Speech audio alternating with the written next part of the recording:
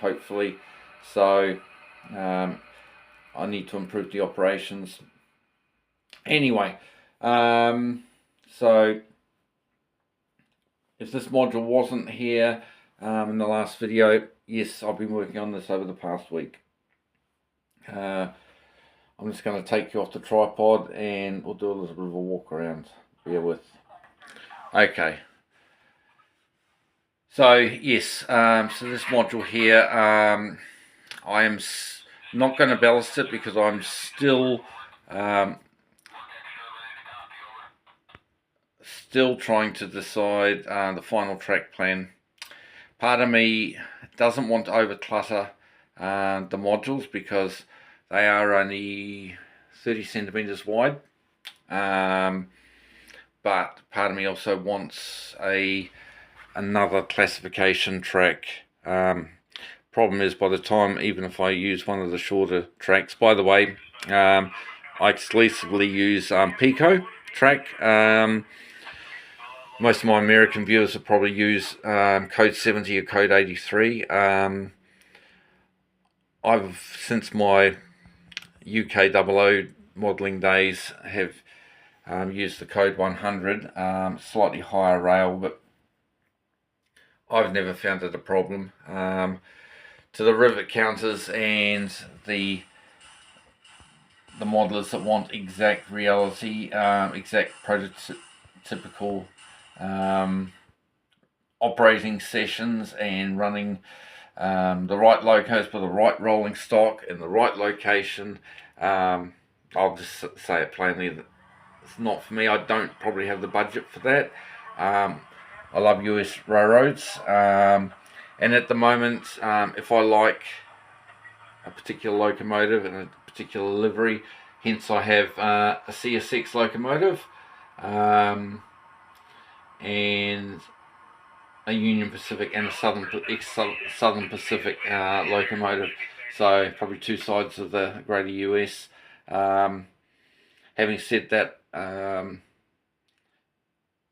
if we had a much better selection here in New Zealand, didn't have to sort of buy from the US or buy off eBay, I probably prefer the scenery and the operations for the eastern side of the US, and I do particularly love the CSX livery and railroad, so hence I just fell in love with this when I saw it available here in New Zealand.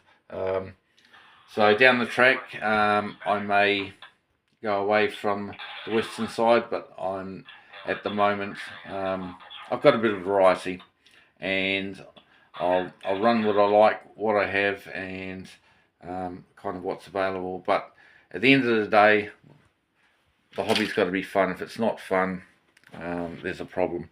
Anyway, but getting back to this module, try not to make the video too long. So yeah, I may have another track running off here. In the grand scheme of things, when I have a dedicated room,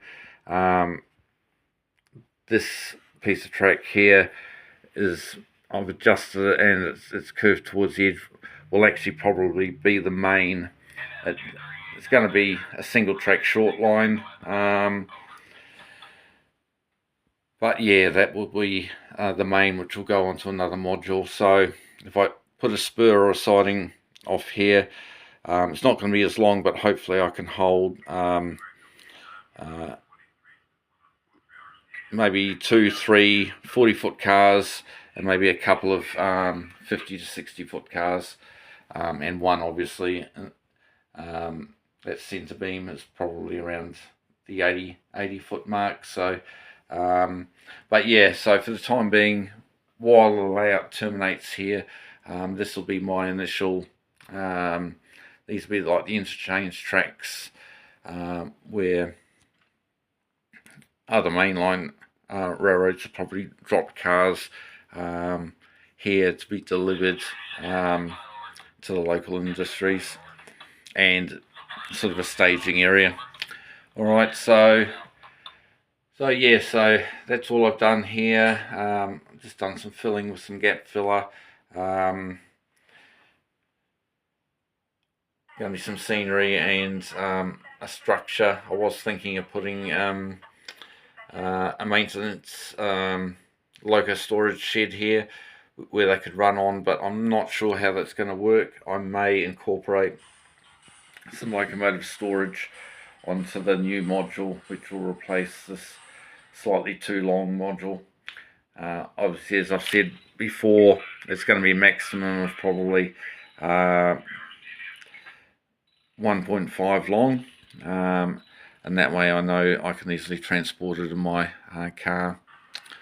So since the last video, on the centre module here, which I like to call Cosmos Cement, I haven't made the sign for the structure as yet. I've done some ground cover, as you can see here, looking at maybe scratch building some sort of just office for the industry on that section there.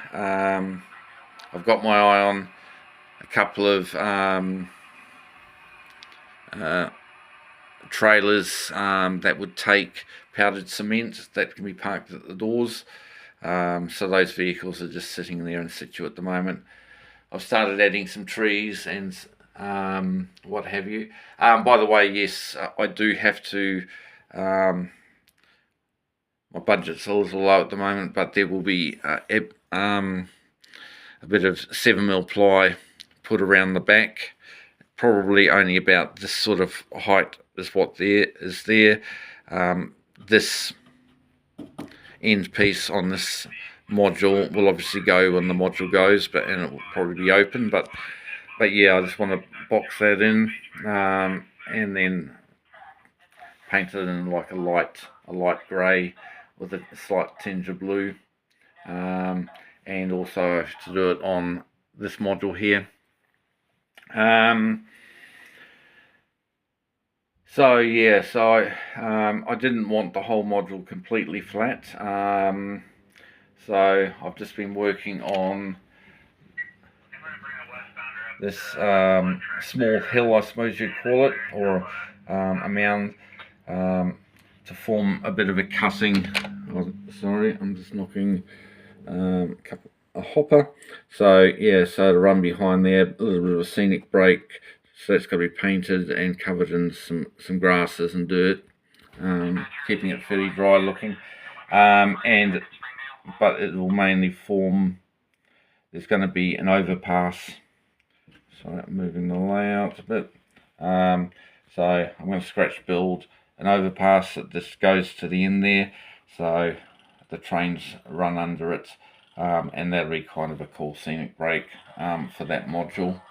So keep an eye on that. So yeah, it'll be a road overpass for road vehicles, not rail. Alright, so yeah, I've still got to just figuring out where to place a few other little trees. Obviously I want to fence this industry off. I'm having a look on eBay at the moment to see what I can find. I see a lot of guys with their cool American layouts that have got some cool fencing and then have the little industry gates they can open and close. Give me some suggestions, guys, in the comments, what's affordable, where I can get it easily, and yeah, oh, just going back to this module here, sorry, I've just kicked my tripod. Where the GP39 is, there's going to be an industry, undecided as to whether it's going to be like a cold storage or a, but highly likely probably maybe a food industry or a paper products industry. So I'm trying to decide on something that like a model that can take a variety of cars, from box cars to maybe syrup cars, chemical cars, etc., and even lost my train of thought. Yeah, just a variety of cars, maybe even a gondola for rubbish, you know, or scrap or waste. All right, I think I'll leave it for now. Hopefully the light's not too bad. There's no dedicated layout lighting at this point in time. This section just runs over my workbench. Oh, by the way, for those who want to know my control system, it's a Digitrax system, which just sits on the desk at the moment. A couple of my subscribers, one of my favourite channels, the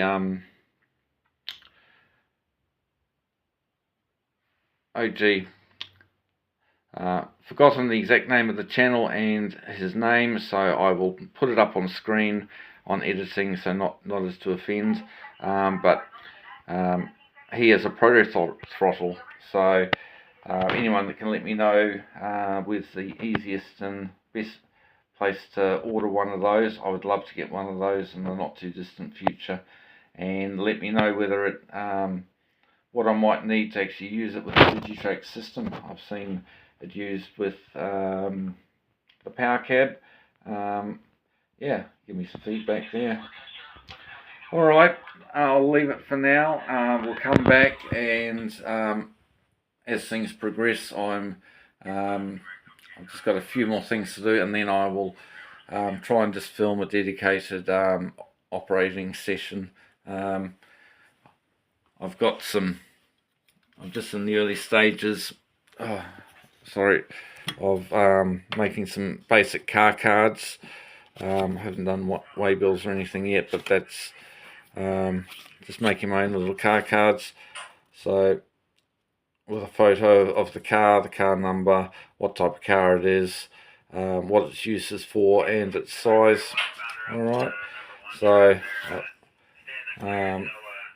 they're a fairly new purchase, but I've sold a couple. I had a couple of coal hoppers which have now gone to another home, and I had a very small chemical tank, but I don't think it was quite sort of like the 90s to early 2000s sort of era, so I sold that as brand new and almost got the price I paid for it. So yeah, always looking around for a bargain, and looking for some corn syrup cars now actually. Alright guys, I'll stop waffling. I may put this into 2 parts and release them a few days apart. All the best, happy modelling, hi from New Zealand, stay safe, and subscribe, like and share please. Bye for now.